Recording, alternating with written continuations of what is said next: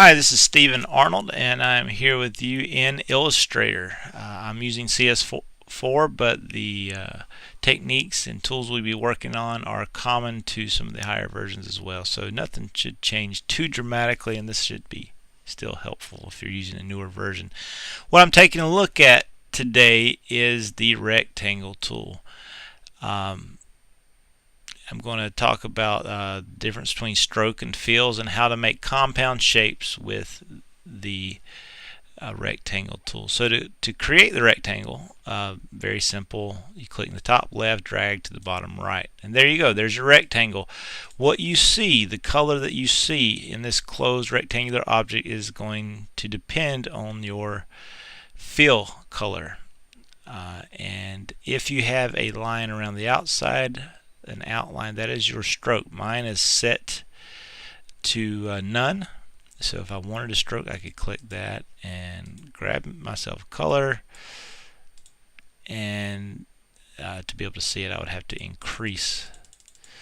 So stroke, fill, stroke, fill. Okay, that's the basis of your closed shape objects in Illustrator. So the second thing I want to show you is as you're dragging the rectangle tool, if you hold down shift it will lock it into an exact square function, which is helpful sometimes.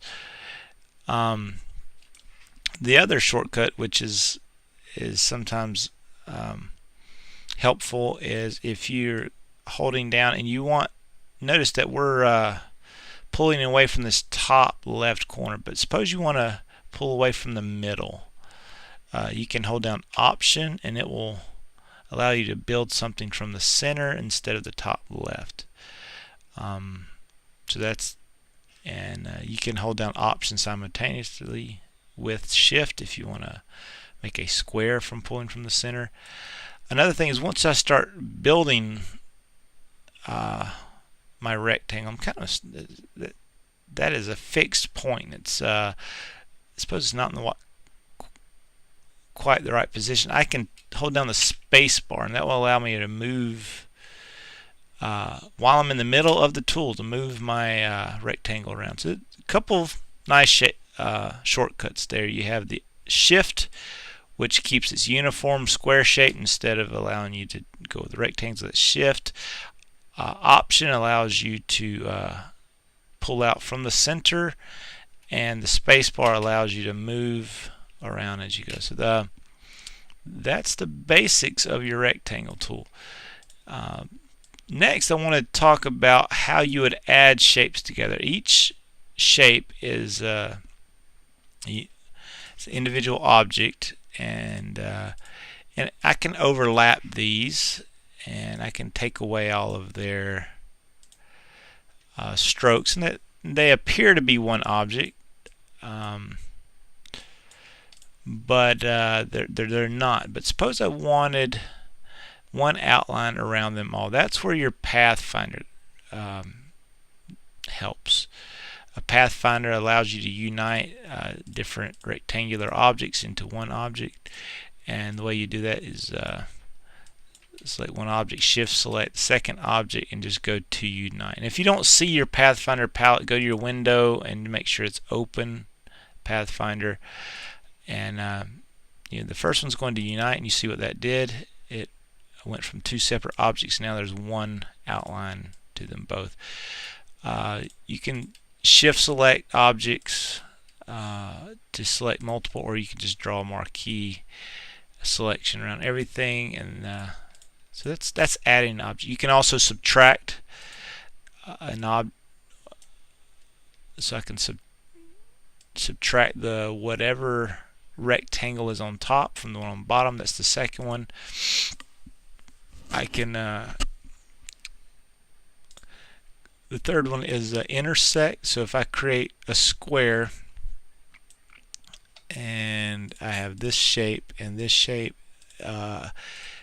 if I select them both and click intersect, it's going to keep only those parts that are common to both shapes.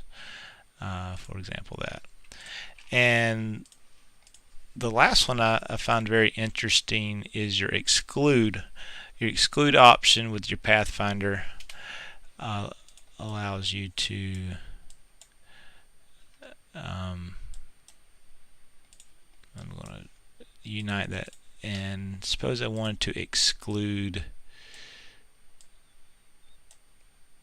these three shapes here from that back A shape. So I have this shape and I want to exclude these. What it's going to take is areas where it's overlapping. The intersect would keep only the areas that are overlapped. And